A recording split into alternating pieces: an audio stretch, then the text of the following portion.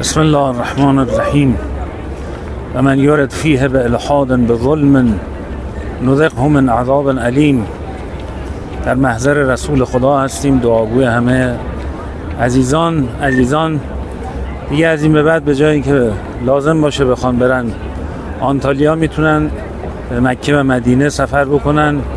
کاسبان و قاسبان قبله شرایط خوبی رو، قمارخانه ها، مراکز فحشا، کنسرت های رکیک همه آماده شده و به تنظیمات کارخانه بنی امیه داره برمیگرده.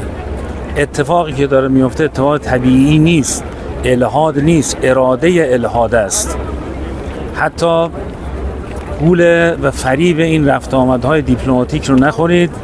سختگیری ها وحشتناکه، در حدی که به ظاهرها اجازه اینی که معارف حج رو بفهمند هم نمیدهند اینجا، و البته اینا همه بوی ظهور میده، بوی امامت امام قبله میده، بوی صاحب خانه میده، و اینجاست که خدا دیگه تحمل نمیکنه و من یرد فیه به الحاد به ظلم. اینجا دیگه اراده الحاد داره صورت میگیره، الحاد به تنهایی نیست. انشالله همه اینا باعث میشه که صاحب قبله بیاد و قبله رو از دست این کاسبان و قاسبان قبله خارج بکنن.